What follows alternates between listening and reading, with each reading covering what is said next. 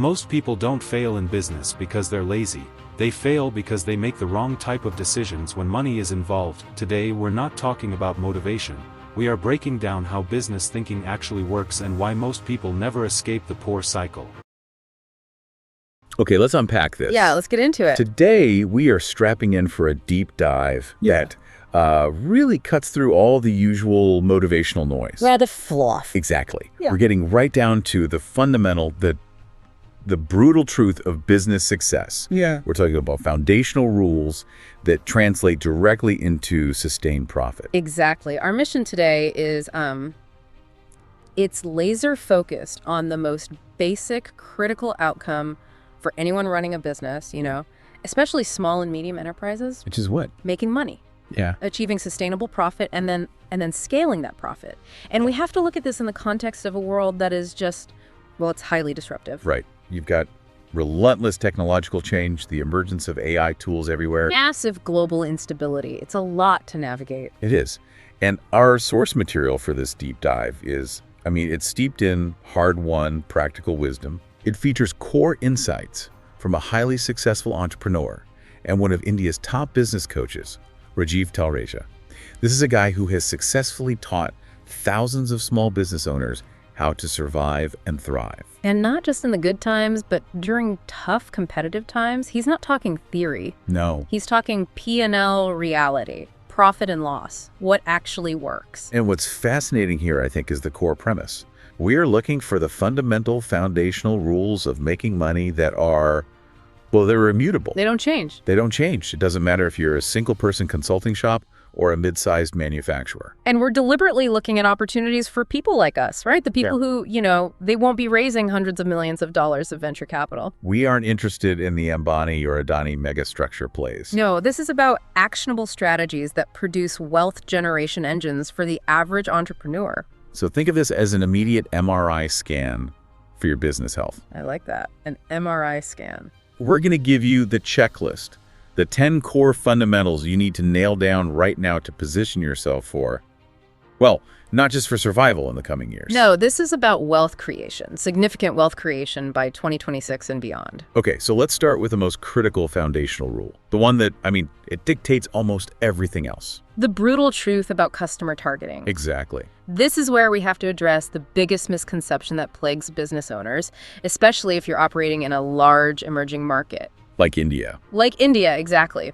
When you first start, the temptation is always to look at the census data. And in a market like India, you see 140 crore people. Which sounds like an almost infinite market potential. An ocean of opportunity, a license to sell anything to anyone. But that sounds way too good to be true. It is. It is a profound misconception if your goal is sustainable, repeatable, end-of-the-road profit. Okay, so what's the brutal fact? The brutal fact, according to our source material, is that the viable, high-quality, profit-generating market, the segment that actually allows a non-venture funded business to create scalable wealth. Yeah. It's the top 10 lakh people, the top 1 million highest capacity customer. Wait, hold on. Out of 1.4 billion people, the advice is to intensely focus on the top 1 million. That sounds incredibly aggressive. It is aggressive. Maybe even exclusive. What about the massive long-tail market that budget businesses and high-volume sellers serve? Is the source suggesting those businesses just can't generate sustainable wealth? It's not about morality, it's about physics. It's about cash flow management. The source is crystal clear on this. If your objective is maximizing profit and building a generational legacy, Not just covering the monthly bill. not just covering monthly expenses exactly, then your focus must be highly specific. Targeting the massive general population requires a completely different business model. What does that model look like? It demands massive capital, massive logistical scale, incredibly cheap sourcing, and often wafer-thin margins that rely entirely on volume.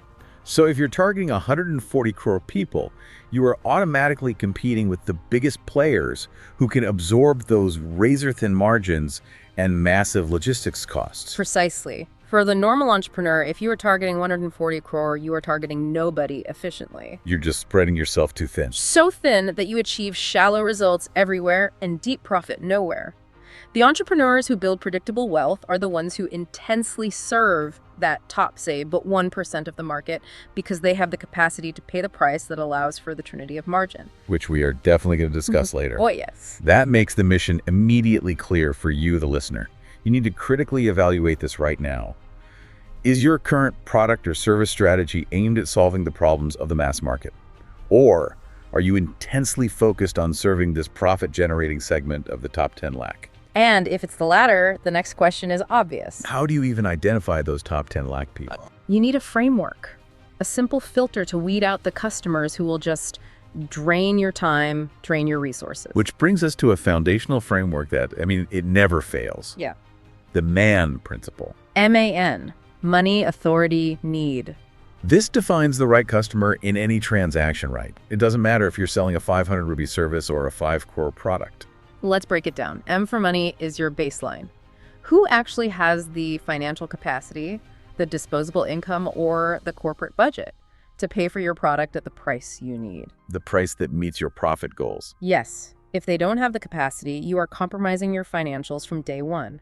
Or worse, you're setting yourself up for the next problem we're about to discuss. Okay, then you have A for authority. This one is huge. It's a killer of deals. In B2C, it often means avoiding those sales cycles where the prospective client says, I have to ask my spouse, or I need to check with my father. And in B2B, it's about identifying the actual decision maker, not the junior employee who is just gathering quotes for their boss. The authority gap is where sales cycles die a slow, frustrating death. It's so true. Your pitch can be perfect, but if the person you're talking to can't pull the trigger, they introduce an unnecessary delay, and every day that decision is deferred, your momentum dies. The sale just cools off. It cools off, so you have to focus your high-touch sales efforts exclusively on the people who can sign the contract. And finally, N for need. Do they actually have a pressing requirement for what you offer? Or is it just a nice to have? This is critical, because if they have the money and the authority, but your product is non-essential, it's the first thing that gets cut in a budget meeting. Every single time. The three must align for an efficient, profitable transaction. If any one of them is missing, the whole thing breaks. The sales cycle is fundamentally broken. It leads to massive time wastage. Okay, so we know who to target. We use the MAN principle. Now let's get into rule 2, which is, this is possibly the most critical, psychological, and operational truth of running a business that wants to create wealth. Absolutely. Rule 2 is, whoever you sell to, their problem becomes your problem. Say that again. That's powerful. Whoever you sell to, their problem becomes your problem. It's a profound concept. The type of customer you choose dictates the nature of the challenges, the distractions, and the day-to-day administrative burdens you will inherit. Let's use the example from the source material to really illustrate this. It's so stark. Selling boats versus selling yachts. Right. On the surface, you're selling a vessel that floats on water. The core knowledge, the naval architecture, the material science, it's similar. But the customer? The customer dictates the problems you inherit. Okay, so if you sell boats to fishermen, their core problem is what? A lack of money. Or more specifically, a lack of access to capital. And that financial constraint immediately transfers to you, the seller. Now. They will universally tell you your boat is expensive. That forces you to compromise the price and therefore your profit margin just to make the sale. And their collection problem. Oh, their collection problem, their lack of cash flow, becomes your debilitating collection problem. They might pay a small deposit, then ask for installment payments, EMIs over 2 years. So you deliver the product. You deliver the product, but you spend the next 6 months chasing small payments. Your staff spends hours calling them, inputting fractional payments, and just absorbing the psychological toll of haggling over, 3,000 rupees when the agreed installment was 10,000? Your entire operation is consumed by this. It's consumed by managing the collection efforts of a low-capacity client. Your expertise as a boat builder is completely wasted. Because you're now a collections agent. Precisely. Your life becomes hell because you chose to live with the financial constraints of the lower income segment. You violated the M and the MAN principle. Okay, but if you apply that same skill set and sell yachts to millionaires or billionaires? Their problems are vastly different. Now, they are still problems, but they are premium problems. What's a premium problem? Their challenges are about preference and status. They're not haggling over a 5% discount. They are demanding to see the most premium segment, the best brand of leather, the most unique customization. So they might ask if they can pay you in, I don't know, Bitcoin or USDT. Exactly. Or they might leverage their immense network, asking for referral deals because they bought something similar from a competitor at 1.5 times your price. Their problem isn't basic cash flow, it's complex wealth management. It's the desire for status. And that's a problem you are happy to have. Right. You are now dealing with questions of luxury, show-off value, and complex financial structures, which are solvable with a good CA or a good legal team. You are no longer managing survival cash flow problems. You have to consciously choose which set of problems you are ready to live with. That is the critical insight here. You must choose. If you choose the lowest segment, your daily life is defined by scarcity and collection issues. If you choose the highest segment, your daily life is defined by luxury demands and innovation. And this applies directly to B2B services too, doesn't it? Absolutely. If you're selling B2B, you are instantly dealing with the decision-making hierarchy problem. The long, slow sales process. It's guaranteed. Often 90 to 180 days because you're dealing with multiple committees, budget cycles, and that long cycle becomes your cash flow problem. So what do? You have to acknowledge that problem and complement it. Maybe you introduce a B2C line that generates rapid cash flow, or you implement extremely rigorous strategic financial management to ensure that slow sales cycle doesn't starve your business. The power of relocating your business and choosing a better quality of customer just cannot be overstated. No, it can't. And I love the anecdote about the fashion designer because it illustrates how the wrong customer profile doesn't just hurt the ledger. It destroys your internal conviction. Yes. It's psychological sabotage. It's a perfect case study. So this is a fashion designer who sold exquisite wedding lehengas, and she opened her boutique in a low to middle class area, West Delhi, purely for affordability reasons. She had a starting collection priced at 50,000 rupees. Which she felt was fair, given the quality and craftsmanship. Of course. But every single customer who walked in representing that low to middle income segment constantly told her the collection was expensive. They just didn't have the money. The M was missing. They couldn't spend on that aspirational item without compromising their budget heavily. She spent 4 grueling years running that boutique. The financial data, it showed stagnation, low sales volume, a constantly compromised margin. But the source notes her biggest unseen loss wasn't lack of customers or rejection. No, it was the loss of conviction in her own craft. She started internalizing that constant feedback, thinking, maybe my work is only worth 30,000 rupees. Even though her costs dictated 50,000. She was allowing the customer's affordability constraint to dictate her internal belief system about her professional value. And the advice she got was radical. For her, it was terrifying. What was it? Shut down the West Delhi boutique immediately, relocate to a highly premium location in South Delhi, and this was the critical step. Double her prices to 1 lakh rupees overnight. Wow. That takes incredible courage. To close a 4-year-old business and double your prices overnight? That's not just a business decision. It's a profound psychological leap. So the expert must have given her strong assurances that the customer base would absorb it. The assurance was that she was now targeting the top 10 lakhs segment. And the result, well, it validated the move completely. What happened? In the next year, selling the same quality product, she made more money than in the previous 4 years combined. Oh, incredible. She was selling to customers whose problems were no longer cost constraints. Their new problems were about ensuring exclusivity, customization, and premium quality problems she was thrilled to solve because they paid her desired price point. But let's acknowledge the resistance here. The immediate human reaction is fear, right? Of course. Fear of losing the brand equity you built over 4 years, fear of the massive relocation costs, and the need for patience during what could be slow growth initially. The expert analysis here is crucial, though. If what you are doing is not producing the desired result, repeating that same action is just, well, it's foolishness. Change requires courage and new action. And people only find that courage when they are. What was the phrase? Sick and tired of being sick and tired. That idea of decision-making fatigue really hits home. We get comfortable with the chaos we know. I do. We'd rather live with the problem we know. The expensive location, the poor cash flow, the nagging customers, the low conviction, because we've become habituated to it. It's easier. It's easier to explore a new solution, which requires mental energy and a new risk assessment. We default to comfort, even if that comfort is just stagnation. That sets such a powerful foundation. We need to look critically at who we sell to and why their problems are becoming ours. Now let's shift focus. From the customer profile to the product itself and how we price it effectively for this high-capacity segment. Right. Section 2 is all about ensuring you have the right product, the right price, and critically, how the customer perceives your value, which is often completely disconnected from your cost of goods sold. That brings us to Rule 3, evaluating the spend threat. This is a brilliant concept. What exactly is the spend threat? The spend threat measures the mental calculus, the worry or the prioritization a customer has to go through before spending money on your product or service. Okay. If your offering is a low priority, or if spending on it compromises their fundamental stability, the threat is high, and you're targeting the wrong person. You're outside their consideration set. Let's use the example of the happiness coach from the source material. This coach targets working professionals earning between, 60,000 to 3 lakh rupees per month. Yeah, and they're pitching a service happiness coaching at 6,000 rupees per month.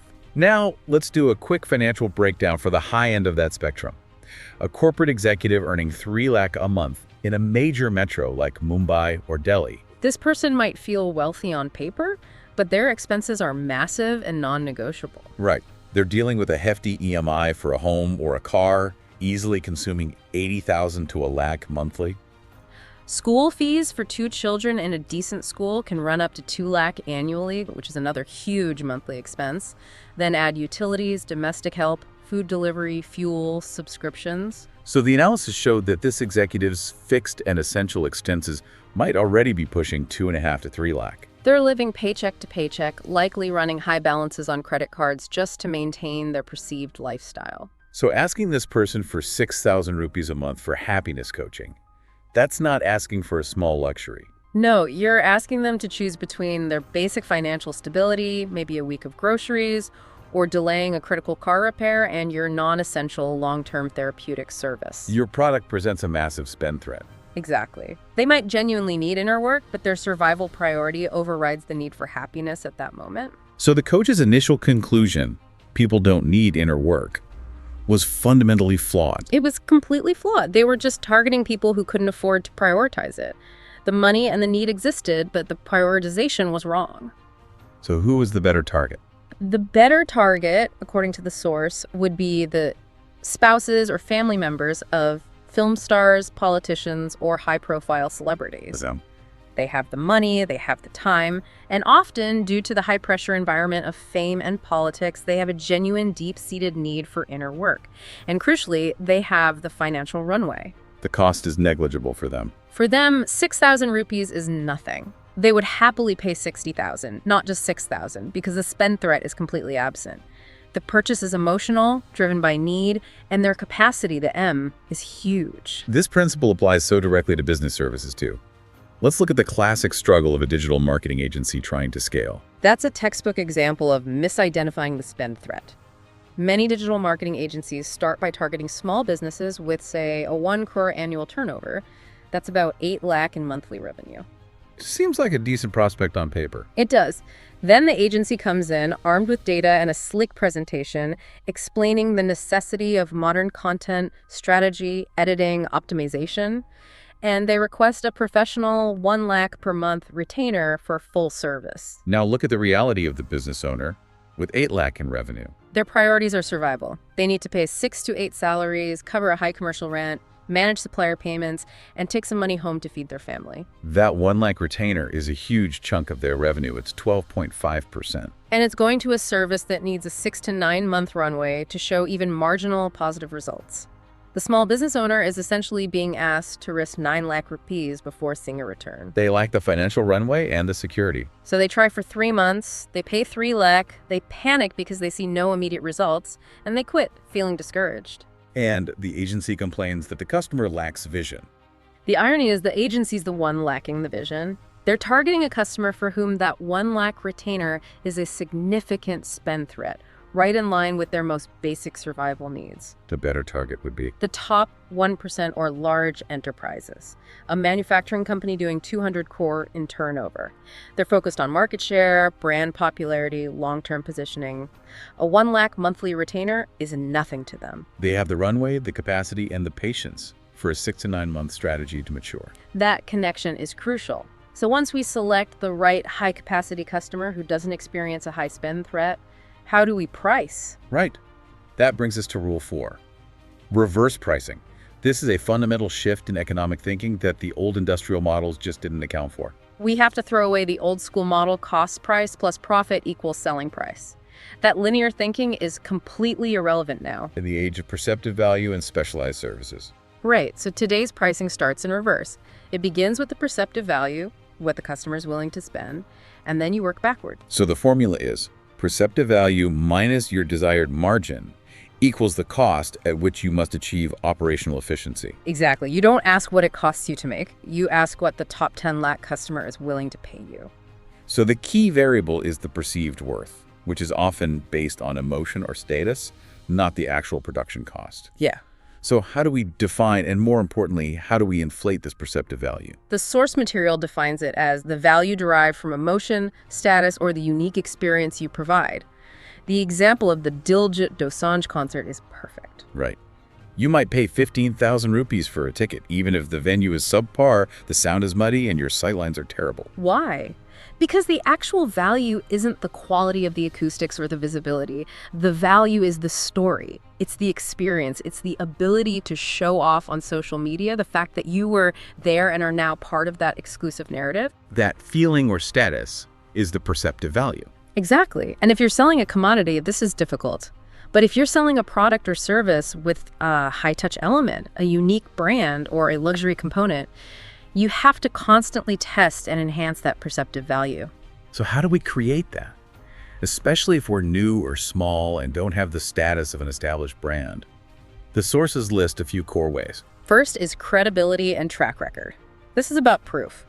If you're a content creator for brands, you initially sell your service cheaply or even pro bono to a few clients. And you document their success stories meticulously. Then you use that verifiable track record to enhance your perceptive value and significantly raise the price for the next cohort of clients. Okay, what's the second way? Second, the capacity to say no. This is about manufactured scarcity and confidence. If you're a contractor whose maximum capacity is, say, 30,000 square feet of committed work, and you're currently committed to 28,000 square feet. You have the conviction to hold the line on price. You do. And that conviction is a form of perceptive value. When you look a potential client in the eye and state your price without flinching, they know you don't need their business. That perceived demand reinforces your premium status. Right. If you're sitting empty with 0 customers, you lose that leverage immediately, and your perceptive value plummets. And the third way is particularly useful for new professionals who lack decades of experience. Yes. Focus on expertise over experience. Let's talk about that 27-year-old solo architect mentioned in the sources. She was constantly running into the authority problem combined with the lack of experience. She was relentlessly interrogated in meetings. How old are you? How many years have you been doing this? How many projects have you finished? This focus on her chronological age was crushing her credibility. And forcing her to compromise her rates. Her solution was ingenious. She decided to bypass the reliance on past experience and showcase her expertise through content creation. So she wasn't talking about her track record. No. She was publishing videos on 12 things your living room needs based on Vastu principles, or 4 kitchen layout types that maximize space efficiency. And what happened when she started doing that? 2 things. First, she filtered her audience. The people who found her actually valued knowledge and design acumen. Second, when she went into meetings, the conversation fundamentally shifted From an interrogation to admiration and respect for her knowledge. The source notes that in one meeting, the client's first question wasn't about her portfolio, but Can we take a selfie? can we take a selfie? That is the moment the perceptive value shifts entirely. When they ask for a selfie, they have already bought the idea of your expertise. The meeting ends with gulab jamun and a signed premium contract. Not with tough negotiations about cost. The lesson is so powerful. If you don't have experience, you must immediately and proactively demonstrate expertise. And that expertise, showcased through consistent content, allows you to apply reverse pricing and charge premium rates. Which is absolutely essential to achieving healthy profit. Speaking of profit, let's move into Section 3, the metrics of success. This addresses the question every business owner asks, regardless of industry. What is a good margin? Exactly. And Rule 5 tackles this, the trinity of margin. Many business owners get hopelessly stuck comparing their percentage margin to others. They see a commodity trader making 2% and a software service provider making 70%, and they panic. They think their business model is flawed. But comparing percentages is fruitless because margins vary so much based on capital intensity and operational complexity. A trading business might hit 2-3%, manufacturing 6-8%, and high-touch services 40-70%. So a good margin, according to the source, is not a fixed percentage. It's a margin that successfully fulfills three non-negotiable objectives simultaneously. Yeah. The trinity of margin. Yes. So what are these three core components? Let's break them down. First, business reinvestment. The margin must be substantial enough to fund both working capital reserves, your cash buffer, and future investments. Things like buying new machinery, upgrading infrastructure, investing in AI integration. Or expanding your operational capability. If your margin can't fund the future, you are already stagnating. Okay, that's one. What's two? Second, team growth. You need enough margin to satisfy your team members' needs. This is about ensuring good salary appraisals, robust incentives, and performance bonuses. A happy, motivated team stays. And stable operations reduce the owner's burden. If the team feels undervalued and leaves every 18 months, the business is unstable and incapable of true wealth creation. And the third? And third, owner lifestyle. The margin must be enough to satisfy the owner's desired lifestyle. This is about covering essential needs, allowing moderate enjoyment, family vacations, hobbies, and enabling the ability to save and invest to build a personal portfolio separate from the business. So if you are running a copper wire business with a 1,000 crore turnover and your margin is only 4 crore. Which sounds tiny percentage-wise. Right. But if that 4 crore meets those three objectives, it fuels the business, pays the team well, and supports your lifestyle, then you're profoundly successful. You should celebrate. Stop worrying about what your competitor or someone in a different high-margin industry is making. You are successful because your vehicle is serving your life. And these elements are adjustable based on your phase of life or phase of business, but all three must be addressed. This feeds directly into the philosophical idea of why we do business in the first place, which is so often forgotten in the daily grind. It is. Business is a vehicle to serve people, not the end goal itself. It must serve the customer, the team, and most importantly, the owner. The problem begins when owners make the business the end goal. Yes, sacrificing personal life, health, family time. We hear this classic trap all the time. Delaying family vacations. We'll go on Christmas. No, Diwali. Wait, summer vacation. No, the new financial year is starting. We're too busy. If your vehicle is consuming your life instead of serving it, what is the point of earning vast sums of money? You're just a slave to your own creation. The most successful business owners view their enterprise as the means to an end goal, whether that's wealth, impact, or influence. They don't take the business so seriously that it destroys their quality of life. Which is why Rule 6 is so paramount. It is. This should be the highest priority when selecting who you deal with. Rule 6 is choosing peace of mind over pure money. Yes. When selecting collaborators, suppliers, or customers, you have to look not just at the immediate financial reward, but at the peace of mind you gain or lose in that transaction. Peace of mind is ultimately the most critical commodity, isn't it? It's the non-renewable resource that fuels your ability to focus. Absolutely. The more peace of mind you accumulate by shedding difficult, low-quality interactions, the more energy, time, and space you have to focus on activities that actually generate growth and true wealth. Otherwise, your energy is completely drained and life is hell. It is.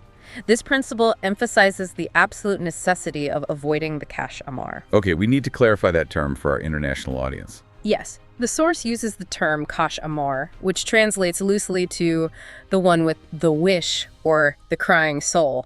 This is the truly troublesome customer. What do they do? They're the ones who intellectually appreciate the value you provide. They say they love your work, but they refuse to translate that appreciation into actually paying for the value. They are constant complainers, always pushing for discounts, and always requiring maximum administrative support. They drain your resources, your time, and your spirit. The insight is brutal, but financially necessary. Business owners often spend the majority of their time, support, and service capacity managing the downside. These poor, problematic, crying soul customers. Rather than optimizing the upside. Exactly. The upside is the best, most reliable customers who pay on time and respect your boundaries.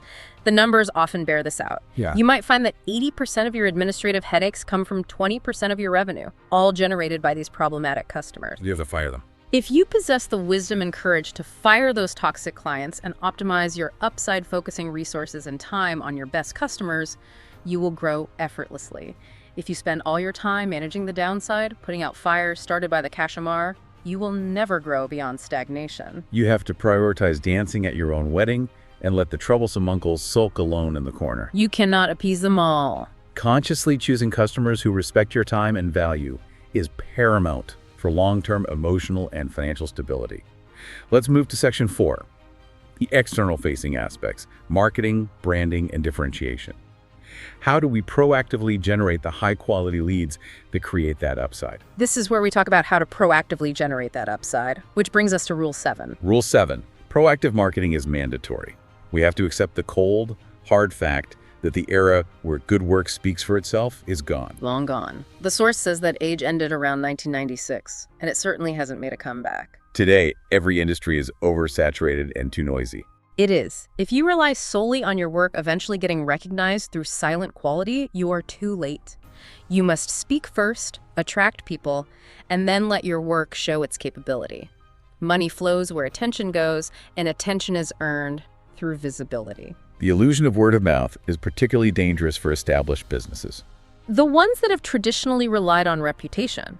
If your entire business relies on 5 to 10 existing customers, they gain immense leverage over your operation. They know you depend on them. And what happens next is predictable. They start demanding better pricing because they know they are your only pipeline, which lowers your margins. And crucially, they start delaying payments. Extending payment timelines from 7 days to 30, 45, or even 90 days. You're compromising your limited capacity and diminishing your returns because your supply is high and your external demand is low. Marketing is essential to create demand and build a robust pipeline. Yes. If you have limited supply or capacity and high demand created by marketing, you immediately gain the confidence and power to choose customers who are willing to value your value, thus maintaining your premium price point.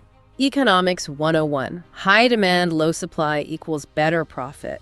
Marketing is the engine that creates that high demand. It gives you the power to say no to the cash Amar and yes to the top 10 lakh. And the source makes a strong mandate for the near future. Very strong. By 2030, if a business B2B or B2C does not have a full-time institutionalized content creation department, it may not survive. The mechanism of decision-making is changing that fast. It is. Even specialized B2B logistics owners or IT service consultants are actively creating educational and engaging content on LinkedIn. You cannot afford to be reactive. You have to be preemptive. You have to understand that today, people don't have time to search for quality in the dark. They gravitate toward what is visible and loud in the market square.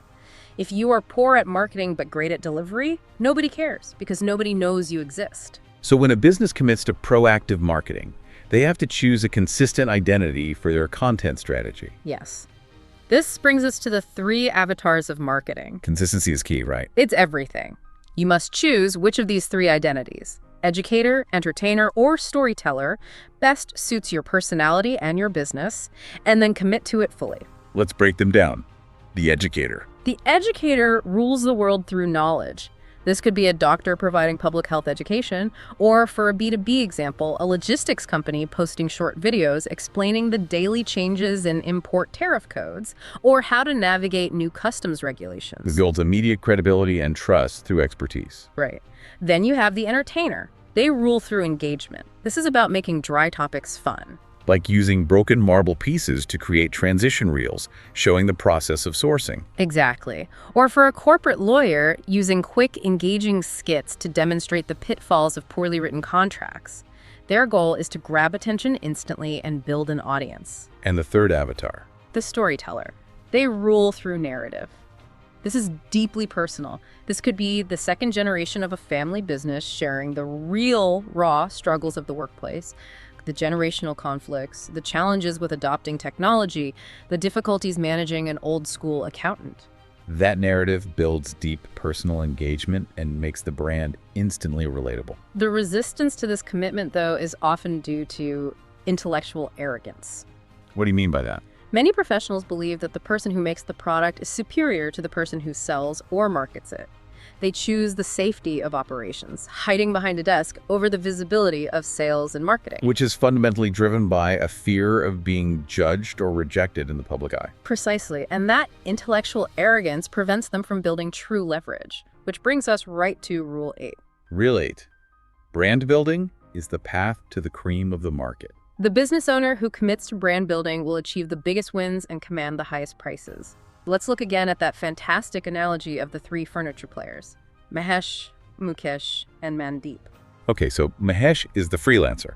He quits his job, works out of a small space, assembles 100 chairs, calculates his basic cost, say 2,450 rupees. Adds a small survival profit of 200 rupees and sells the chair for 2,650.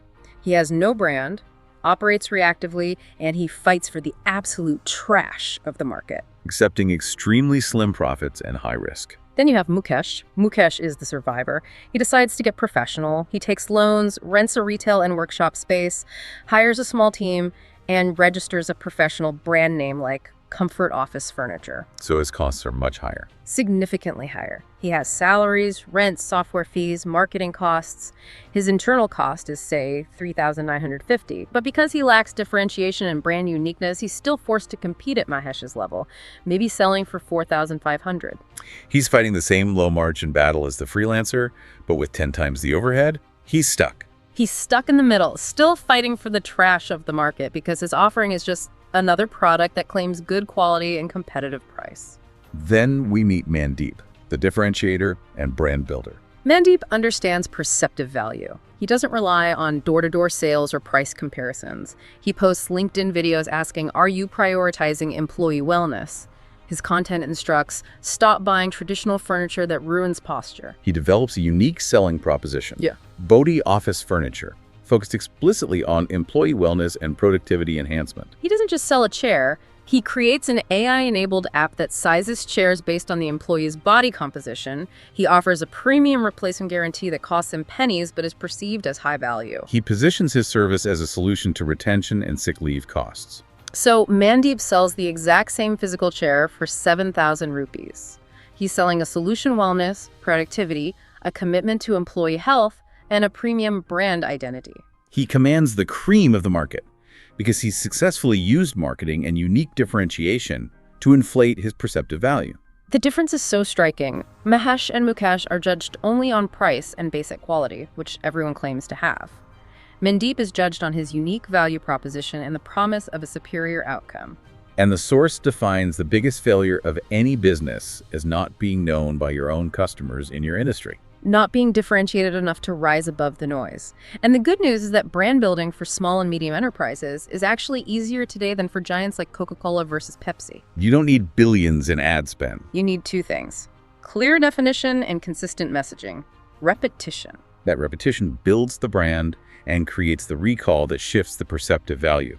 Like the contractor who repeatedly positioned himself as your family contractor on every business card, every pitch, every social post. Creating instant brand association, linking his service to the emotional value of trust and ownership, that is the commitment to differentiation. Okay, now let's move to the aggressive mindset required to actually execute all these rules. Section 5.